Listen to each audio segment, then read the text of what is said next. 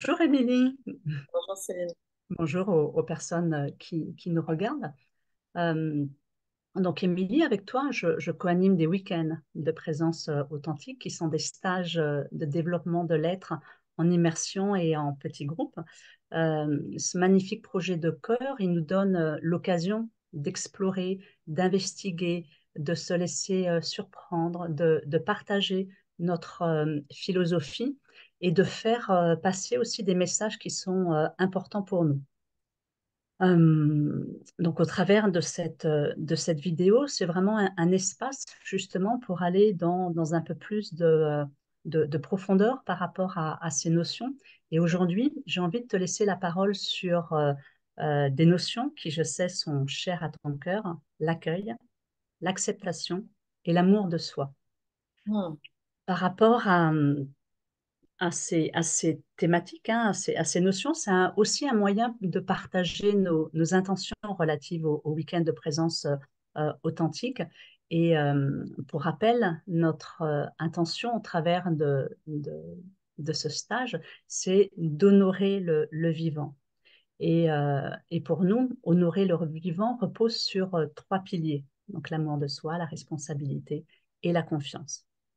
Donc avant de te laisser la parole, j'avais envie de t'interpeller, toi qui nous écoutes, qui nous regarde, et je t'invite à observer comment le partage d'Émilie entre en résonance avec toi et si ça répond à une certaine aspiration.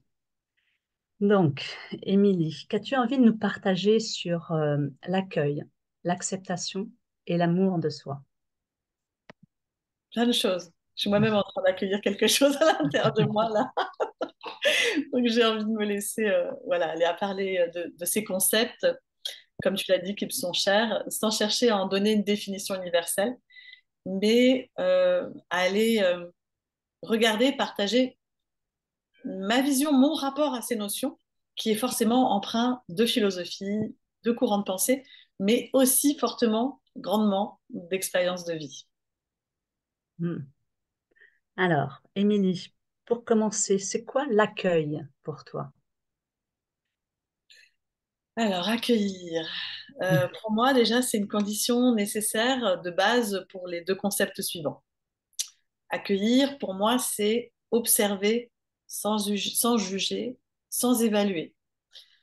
J'accueille une sensation, là, les battements de mon cœur, là, l'instant présent, un sentiment, une émotion, une pensée qui me traverse. Et en fait, je ne m'y accroche pas, je la regarde passer. Accueillir, c'est aussi une manière de se préserver du risque d'identification à une sensation ou à une émotion ou à une pensée. Hmm. Euh, et tu vois, l'être humain, il a cette tendance à vouloir toujours tout évaluer comme positif ou négatif. Donc, quand je parle d'accueil, pour moi, c'est juste un état d'observation de ce qui me traverse. Accueillir, c'est une qualité de présence. Hmm. Ouais, merci pour ce partage. Ça entre bien évidemment fortement en résonance hein, avec mon propre regard. Et pour moi, l'accueil, c'est vraiment, comme tu l'as dit, une qualité de présence qui est tellement précieuse. Et on peut le voir quand on se sent accueilli par quelqu'un, à quel point ça ouvre un espace à l'intérieur de soi. Donc, quand on arrive par rapport à soi-même à s'accueillir pleinement, au-delà de tous ces attachements, au-delà de tous ces jugements, au-delà de toutes évaluations, euh, ça ouvre vraiment des espaces d'accueil, des espaces d'amour à l'intérieur de soi.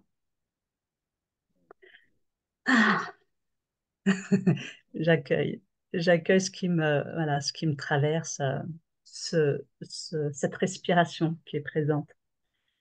Euh, On va poursuivre. C'est quoi ta vision de l'acceptation? Est-ce que tu aurais un exemple aussi? Euh, alors déjà, ouais, l'acceptation, il y a pour moi cette dimension dans l'acceptation de reconnaissance. Et ce qu'il y a en plus, c'est cette dimension de reconnaissance. mais aussi d'abandon de ce qui est. Je ne lutte pas, je ne résiste pas, j'accueille, on en a parlé, je reconnais et accepte l'expérience qui s'invite et que j'ai à vivre. Donc accepter, c'est aussi reconnaître, chez moi, vraiment, je porte cette vision, c'est aussi reconnaître que chaque expérience est juste. Alors quand je dis ça, je me raconte l'histoire que ça peut être confrontant comme message, tu vois, de dire que chaque expérience est juste. Il y a quelque chose d'ambitieux dans cette pensée-là. Euh, mais voilà, j'imagine que j'éprouve une expérience inconfortable, voire parfois même désagréable, qui me met en réaction. Et là, à ce moment-là, et bien souvent s'active un bouton, le bouton de la réaction, tu vois. Il y a quelque chose qui s'active. Et Mm. je crois que peut s'instaurer avec de l'entraînement un mouvement d'accueil qui est relatif aussi à la pleine conscience. Je n'irai pas trop sur ce terrain-là, mais il y a cette dimension-là. Mm. Et du coup, peut-être pour que ça soit plus concret, est-ce que tu aurais un exemple à nous partager? Ah oui, un exemple. Alors, prenons un exemple qui, qui m'active, mais j'ai envie de prendre un exemple pas caricatural, j'ai envie de prendre un exemple qui peut m'activer légèrement, tu vois. Mm. Parce que je crois vraiment qu'on peut justement passer à côté. Donc imaginons, Céline, que tu me sollicites pour que je pose des dates de week-end de présence authentique pour tout 2024 et 2025. J'exagère un peu, hein, volontairement. Alors là, je peux voir que je conteste et que je lui, enfin c'est toi, mais je vais dire, toi, je me détache de la situation. Donc je lui réponds avec une légère agitation, mon interlocutrice nommée Céline, et que je ne vois pas, je vois pas cette agitation au moment où elle s'exprime tout de suite, tu vois, à l'instant T. Et puis comme je cultive quand même la pleine conscience, qui est à mes yeux vraiment un muscle que chacun peut entraîner, Mm. juste après cette agitation, juste après, je perçois un indicateur d'agitation en moi. Et je prends alors un temps d'accueil. Et là, je me dis, tiens, j'observe comment était le débit de ma voix. J'observe mon registre de communication. J'observe qu'il était plutôt basé sur une forme de mode d'argumentation. Qu'il y a quelque chose en moi qui veut avoir raison, qui se justifie, se défend. Et si j'écoute bien mon corps, bah, je peux détecter une petite crispation dans mon ventre. Euh, et au fond, il y a combien de fois dans une journée où on est complètement aveugle aux indicateurs d'agitation et de réaction parce que on est justement en mode pilote automatique. Moi, pour moi, c'est toutes ces petites choses-là, c'est autant d'occasions manquées d'être relié à soi Mm. et à l'autre à partir d'un espace ouvert. Mm. Et c'est là on est ensuite coupé de nous et qu'on est coupé de l'autre et qu'il y a quelque chose en nous qui se fige. Mais je vais revenir à l'exemple qui m'amuse profondément de partager cet exemple avec toi ici et maintenant. Mm. Euh, donc, j'ai réagi, puis j'ai entendu un indicateur, tu vois, de réaction. Grâce à ça, j'ai accueilli ce qui était présent.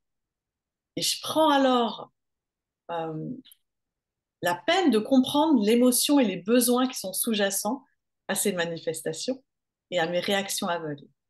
Mm. Par exemple, je reconnais en moi la peur d'être débordée, la peur de me disperser, mon besoin de sécuriser, oui, de sécuriser les événements prochains, etc. Tu vois, je pourrais aller, je pourrais en déployer tu vois, tirer le fil de plein de Mm. besoins et d'émotions. Et en reconnaissant cela, bah, je, potentiellement, il peut y avoir un jugement de valeur qui vient sur moi. Mm. Accepter, c'est faire preuve aussi d'autocompassion. Ok, il y a des peurs qui s'invitent.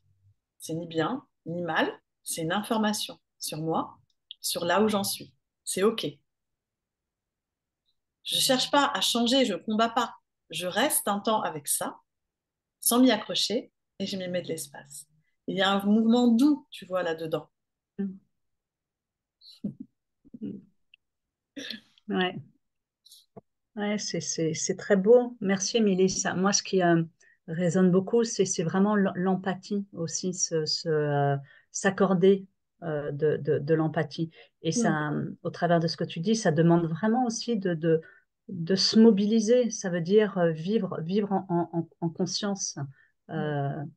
Euh, et pour toi, quels sont les bénéfices de cette acceptation? Alors moi, tu le sais, je suis très habitée par la psychologie humaniste, et plus spécifiquement la pensée rogérienne. Et pour moi, l'acceptation, c'est une condition de développement de l'être. Donc, c'est pas rien, du coup. Hein, c'est vraiment une valeur suprême dans mon être et dans la praticienne que je suis. Et pour le faire comprendre, je vais résumer cette phrase qui est très connue en même temps, mais de Carl Rogers, mais qui est si importante à mes yeux. Donc, Carl Rogers dit, il existe un curieux paradoxe qui fait que c'est au moment où je m'accepte tel que je suis que je deviens capable de changer. Et tu vois, ça, je fais cette constatation tous les jours dans mes accompagnements. Et ça sous-tend ma posture relationnelle, très fortement. Ça sous-tend ma philosophie de vie et ça sous-tend fortement nos week-ends de présence authentique. Euh, c'est même ce qui, à mes yeux, peut différer, il n'y a pas que ça, hein, mais qui peut différer avec d'autres stages. Je m'explique. C'est-à-dire que, au fond de moi, je me dis que je ne suis pas là pour changer les gens. Je suis là pour mettre les conditions nécessaires pour qu'ils s'acceptent enfin. Parce que l'acceptation, c'est la voie de la transformation. Ça, je sens que je pose ma voix parce que c'est un message important pour moi à faire passer. Mm. C'est vrai qu'il y a un vrai paradoxe là-dedans et qu'il y a un processus infiniment intéressant là-dedans. Mais malheureusement, on n'apprend pas à s'accepter. Rarement. Voilà, on n'apprend pas à s'accepter, on n'apprend pas à se reconnaître et encore moins à s'aimer. Mm. Et en plus, on a un héritage culturel hein, qui fait qu'on prône davantage le don fait aux autres, mais pas l'amour de soi. Alors que chaque être humain aspire et a besoin d'être profondément reconnu pour qui il est et ceux qui le traversent. Moi, je crois que l'harmonie intérieure et l'harmonie entre les êtres, elle passe par cette reconnaissance à partir du cœur. Voilà. Mm. Mm. Ouais, merci pour ces paroles très fortes qui entrent voilà, fortement en résonance et du coup en lien avec la dernière notion, l'amour de soi.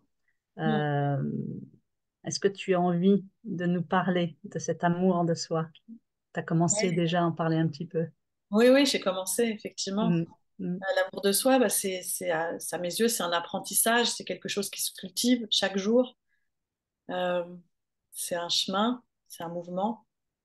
C'est pas un état figé, tu vois. Ouais, ça se cultive et puis on peut avoir été plus ou moins carencé hein, de ce côté-là. Et je sais de quoi je parle en disant ça. Dans l'amour reçu et donc du coup dans notre faculté à s'aimer. mm, Euh, l'amour de soi, pour moi, c'est savoir rentrer en amitié avec ses émotions. C'est faire preuve non pas de complaisance, mais bien de compassion. Tu parlais d'empathie, ouais, vraiment mm, d'autocompassion vis-à-vis de soi-même, ouais. mm. C'est aussi, moi, ça me parle aussi de reparentage. C'est aussi être un bon parent pour soi. Pour moi, fortement, l'amour de soi, c'est accepter ses parts d'ombre et de lumière. C'est pas l'un ou l'autre, hein, c'est ses parts d'ombre et de lumière. Mm. C'est accepter les différentes parts de soi-même, les différentes parts existantes, les différentes parts présentes, passées aussi. Ouais, c'est tout ça, l'amour de soi. Ouais, vaste sujet et tellement passionnant. En t'entendant, il y a vraiment aussi quelque chose qui a besoin de se retrouver, de se réconcilier. Il y a des formes de réparation. Et derrière cet amour de soi, pour moi, il y a aussi justement beaucoup de douceur, hein, beaucoup de douceur, parce qu'on est tellement voilà, en proie à, à des mécanismes, en proie à des blessures, en proie à des conditionnements, qu'on a vite fait de repartir en mode pilotage automatique. Donc voilà, cet amour de soi, il amène aussi à beaucoup de ralentir aussi, quelque part, de ralentir, ralentir. ralentir, d'amener de la lenteur pour, euh, pour aller à la rencontre de soi, de son être profond. Hmm. Hmm. Et quand tu me dis ça, vraiment, en t'entendant dire ça, je, je sens que je suis touchée par le fait de se reconnaître et il y avait comme un mouvement, tu vois, qui se prend vraiment dans les bras. Hmm. Hmm. Hmm. Hmm. Ouais. Donc, Est-ce que tu as envie de rajouter quelque chose? sur l'amour de soi, je dirais, euh,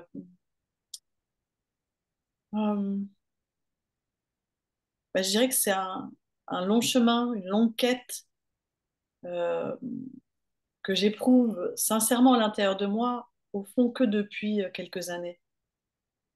Euh, c'est Hmm. challengeant d'éprouver ça, tu vois, un peu là pour moi. C'est pas quelque chose que je reconnaissais, ce manque d'amour de moi-même. Je pense que j'aurais eu honte à le reconnaître. Puis à un moment, il y a une évidence, quoi. Tu vois, il y a quelque chose qui dit Hmm. ouais, j'ai de la confiance en moi, ok, mais est-ce que je m'aime? C'est deux notions très différentes. Un jour, on fera une vidéo sur la confiance, mais là, Hmm. on est sur l'amour de soi, Hmm. et, enfin, sur ces trois notions. Donc, et en même temps, j'ai envie de rajouter que c'est une évidence que si tu ne t'aimes pas, tu aimes mal les autres. Et dans les relations, quelles qu'elles soient, ça rejaillit, que ce soit des relations affectives, des relations amoureuses, des relations amicales, des relations sociales, mais Hmm. aussi, ça c'est la partie, les relations d'accompagnement, tu vois. C'est juste un peu plus insidieux, hein, d'ailleurs, dans la relation d'accompagnement. Mais pour moi, il y a un lien de causalité entre l'amour de soi et la manière dont je vis, je ressens et j'agis dans mes missions d'accompagnement. Euh, accompagner, c'est pas juste être dans une forme de technicité, c'est savoir accueillir cette part affective de soi-même. Voilà, à mes yeux, se donner, investir sur soi, c'est un acte profondément altruiste.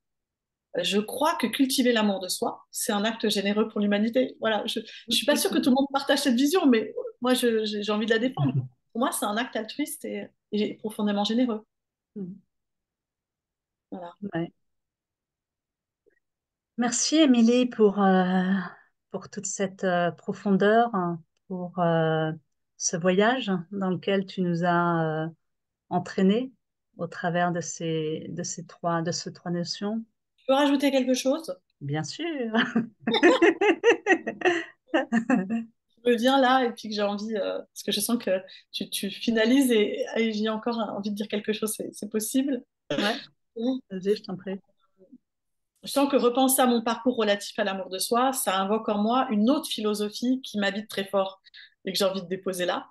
C'est la philosophie existentialiste que je résumerai en une phrase aussi. Toi, j'ai donné une phrase pour Carl Rogers, là, je pourrais donner une phrase de Jean-Paul Sartre qui dit: je suis ce que je fais de ce que l'on a fait de moi. Mm. Je suis ce que je fais de ce que l'on a fait de moi.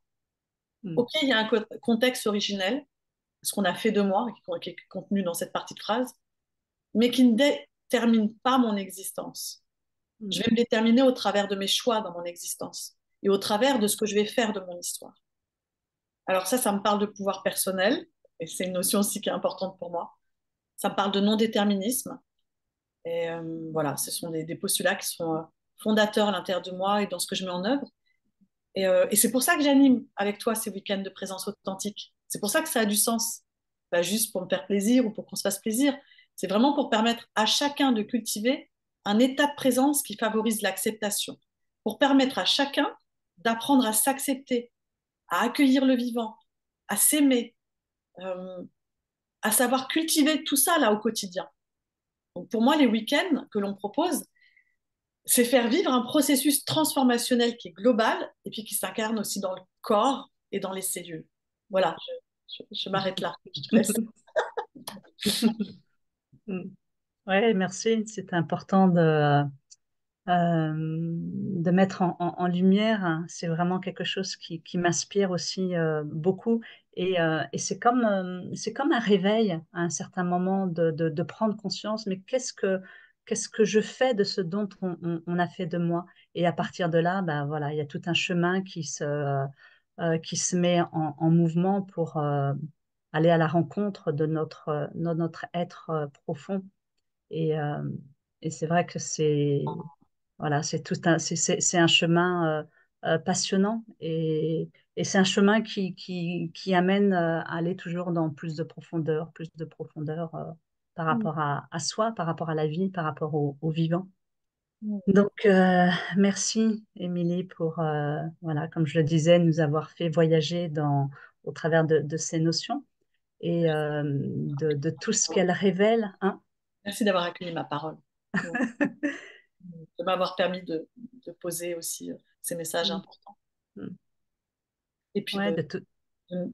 voilà, ouais, comme tu l'as dit au début, ces vidéos, c'est aussi à travers ça, même si des notions et tout ça, à faire goûter. Tu vois, il y a des vidéos, tu as Mm, partagé un aspect, je partage un aspect, et puis je trouve qu'à travers ça, ça nous permet de faire goûter aussi à c'est quoi notre philosophie par rapport au week-end de présence authentique. mm, mm. Oui, et puis d'aller voilà, d'aller plus dans cette profondeur au travers des mots, qu'est-ce qu'il révèle, qu'est-ce qu'il dévoile. Et puis, parce qu'un mot, voilà, chacun peut avoir son propre regard posé sur un mot. Donc, effectivement, c'est important pour nous, ces moments de partage, et, d'inspiration. Tu veux rajouter quelque chose? Non, on peut peut-être indiquer les prochains week-ends de présence authentique Oui. pour terminer. Avant, j'avais envie, par rapport aux personnes qui nous regardent, si, voilà, au travers bah, tout ce qui a été partagé, s'il y a un impact, une résonance, quelque chose qui s'invite, un questionnement, un élan, je t'invite vraiment à nous le partager. Voilà, entrer en relation et puis à déposer cette parole, déposer ce qui s'anime là dans l'instant, ici et maintenant. Et donc, pour conclure, effectivement, donc je vais donner les informations par rapport au stage des week-ends de présence authentique. Donc, avec Émilie, on coanime deux stages dans deux espaces différents. Il y en a le prochain, ça va être du vendredi 22 mars au dimanche 24 mars. C'est en région parisienne, donc proche de la nature. Et le deuxième, donc c'est du 14 juin au dimanche 16 juin. C'est un autre lieu, donc en pleine nature, à la croisée de trois régions, la Bourgogne, Rhône-Alpes et Auvergne. Ouais. Donc voilà, on est en joie en tous les cas de pouvoir faire vivre ces week-ends de présence authentique. Et encore une fois, si tu nous écoutes, si tu as des questions, je t'invite vraiment à nous solliciter. Euh, voilà. Ouais. Et puis, Question ou un impact, voilà. Je suis très curieuse de savoir mm, comment ça résonne tout ça. Et puis s'il y a un élan, effectivement, et tout, voilà, mm, à savoir. Super. voilà. Merci, Émilie. À une prochaine pour une nouvelle vidéo. À Ouais. bientôt. Au revoir.